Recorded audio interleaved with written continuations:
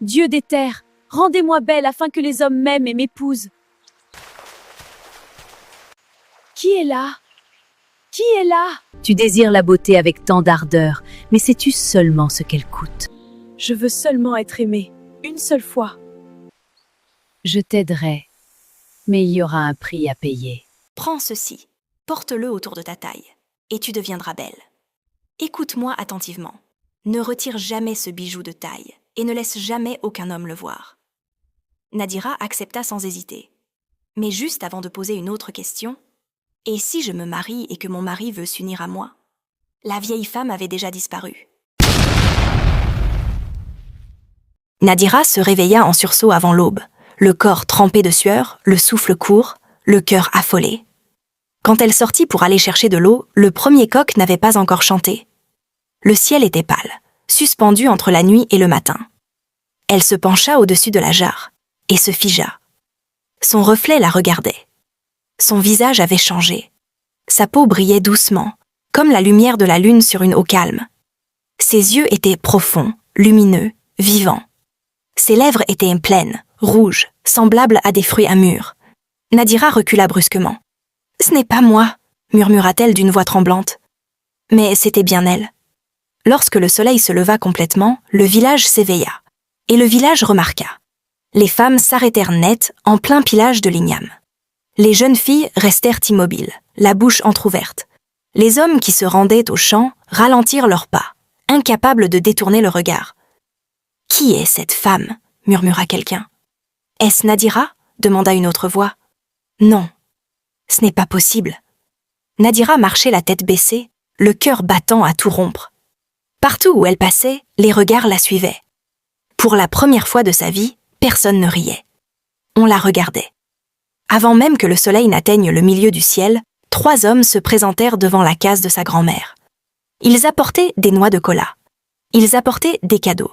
Ils apportaient des paroles sérieuses et des intentions claires. Nadira se tenait derrière la cloison, tremblante. La voix de sa grand-mère vacillait lorsqu'elle les accueillit. « Ma fille, Nadira !» l'appela-t-elle ensuite, inquiète. « Pourquoi des hommes te cherchent-ils ainsi ? C'est étrange. » Nadira s'avança. Sa grand-mère poussa un cri étouffé. Elle porta la main à sa poitrine et s'assit lentement. « Dieu de nos ancêtres !» murmura-t-elle. « Qu'est-il arrivé à mon enfant ?» Nadira ne trouva aucune réponse. À partir de ce jour-là, la vie de Nadira bascula. Les hommes commencèrent à rivaliser pour attirer son attention. Ceux qui, autrefois, détournèrent le regard lorsqu'elle passait, cherchaient désormais le moindre prétexte pour croiser son chemin. Les mères murmuraient son nom à leur fils à voix basse, comme si elle était devenue une bénédiction qu'il fallait saisir rapidement avant qu'elle ne disparaisse. Son rire, qu'elle avait étouffé pendant des années, revint peu à peu, d'abord timide, presque hésitant, puis plus libre, plus clair, comme s'il redécouvrait lui aussi le droit d'exister. Mais chaque nuit, lorsque le silence tombait et que la case s'assombrissait, Nadira se souvenait de l'avertissement. Avant de s'endormir, elle posait toujours la main sur le collier caché sous son pagne. Elle le resserrait légèrement, comme pour s'assurer qu'il était bien là. Elle ne le retirait jamais. Parfois, au cœur de la nuit, elle sentait les perles devenir chaudes contre sa peau, presque brûlantes, et il lui semblait entendre des murmures indistincts, comme des voix lointaines qui se répondaient. Mais lorsque le jour se levait, entourée d'admiration, de compliments et de regards envieux, Nadira repoussait ses pensées au fond de son esprit. Après tout, elle était enfin aimée. Les hommes qui l'avaient autrefois humiliée se disputaient maintenant le droit de la courtiser.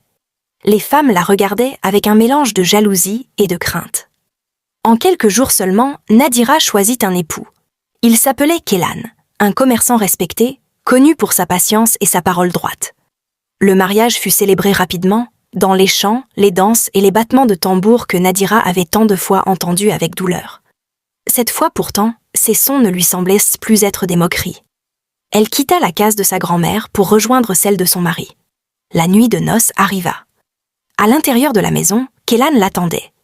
Mais Nadira était assise dehors, le dos appuyé contre le mur de terre, son pagne fermement serré autour de sa taille. Son cœur battait comme un tambour de cérémonie, rapide et affolé. À l'intérieur, elle entendait Kélan se déplacer doucement, racler sa gorge, faire quelques pas hésitants. La lampe à huile projetait son ombre sur le mur, grande et immobile, comme s'il attendait avec patience. Les mains de Nadira reposaient sur son ventre, tremblantes. Elle se souvenait de l'avertissement de la vieille femme. Ne laisse jamais un homme voir le collier. Son souffle se bloqua dans sa poitrine. « Comment vais-je faire ?» murmura-t-elle dans un sanglot étouffé. « Comment vais-je m'unir à mon mari? Comment vais-je porter des enfants ?» Des larmes roulèrent sur ses joues. Elle pensa à sa grand-mère. Elle pensa à la forêt. Elle pensa aux yeux brûlants de la vieille femme sous l'iroko. Le collier semblait plus chaud que d'habitude, plus serré, comme s'il voulait lui rappeler qu'il était toujours là. Elle pleura en silence, couvrant sa bouche pour que personne n'entende.